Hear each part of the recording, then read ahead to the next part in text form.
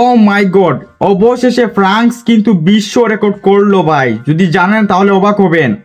হঠাৎ করে বিভিন্ন ইউরোপের দেশ রয়েছে, এই ইউরোপ কান্ট্রির মধ্যে ফ্রান্স 2 নাম্বার অবস্থানে বিশ্ব রেকর্ড করলো, যা বিশ্ববাসী প্রথম দেখলো। কি এমন রেকর্ড করলো ফ্রান্স, এই বিষয়টা আপনি জানেন না। ফ্রান্স এমন একটি রেকর্ড করেছে, আর আশেপাশের যে ইউরোপের দেশগুলো রয়েছে, জার্মানি, লন্ডন বলেন না কেন, আমেরিকা বলেন না কেন, এই সমস্ত দেশের মধ্যে কোনো দেশ 2 নাম্বার 1 নাম্বার হতে পারেনি। সেই জায়গায় ইউরোপের মধ্যে ফ্রান্স হয়েছে নাম্বার 2। আপনি জানলে অবাক হবেন। এখন থেকে যদি আপনি ফ্রান্সের পাসপোর্টটা আপনার হাতে থাকে ভাই, তাহলে আপনি ফ্রান্সের বিশ্বের মধ্যে 194টি দেশের মধ্যে আপনি একদম ফ্রিতে যাতায়াত করতে পারবেন। কোনো রকমের ভিসার প্রক্রিয়া কোনো কিছু করতে হবে না, জাস্ট প্লেনের টিকিট আপনাকে ক্রয় করতে হবে, তাহলে আপনি কিন্তু ফ্রিতে ভ্রমণ করতে পারবেন। তো ফ্রান্স রেকর্ডটা করার পর কিন্তু সব জায়গায় এখন তুলপাড় শুরু হয়েছে। জার্মানি থেকে অনেকেই বলছে যে আমাদের দেশ কেন হলো না, আমেরিকা থেকে অনেকেই বলছে আমাদের দেশ কেন হলো না, লন্ডন থেকে বলছেন অনেকেই যে লন্ডন কেন হলো না।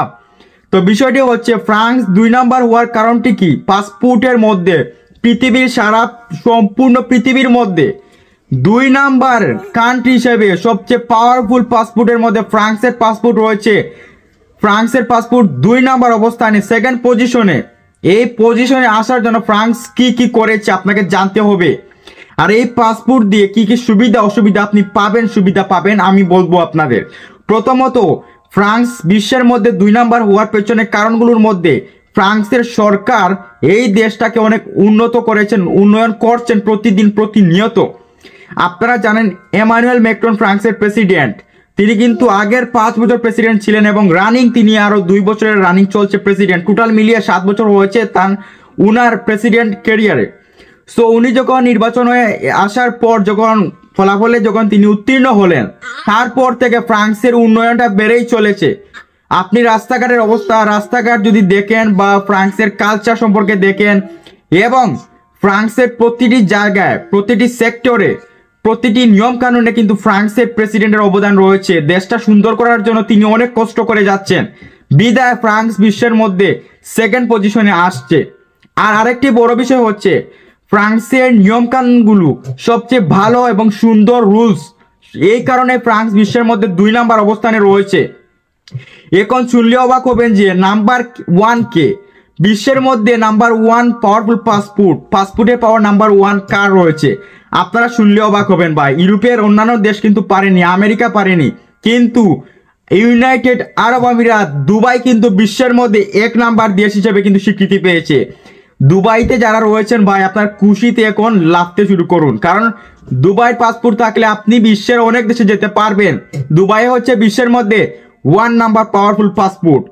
এবং অনেকেই বলেন ইউরোপ থেকে যে ভাই তুমি দুবাই রয়েছো, তুমি দুবাই থেকে চলে আসো, এখন ইউরোপের মধ্যে চলে আসো। তো তাদেরকে বলতে চাই ভাই, এখন তাদের মুখ থেকে শুনবেন ফ্রান্স হচ্ছে দ্বিতীয়, A1 হচ্ছে ইউনাইটেড আরব আমিরাত। আরব আমিরাতের পাসপোর্ট হচ্ছে বিশ্বের নাম্বার 1 পাসপোর্ট।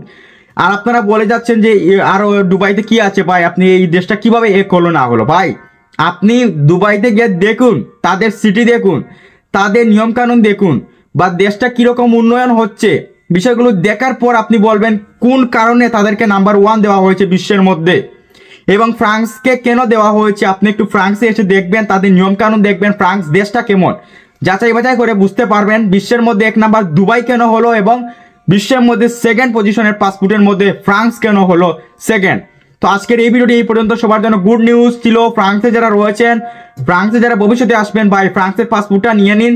ন্যাশনালিটি আপনি যদি ফ্রান্সে নিতে পারেন, তাহলে আপনার জন্য 194টি দেশ ফ্রি, ভ্রমণ ফ্রি, কোনো রকমের ভিসা কোনো কিছু লাগবে না। তো আজকের এই ভিডিওটি এই পর্যন্ত। সবাই ভালো থাকুন, সবাই সুস্থ থাকুন, আল্লাহ হাফেজ।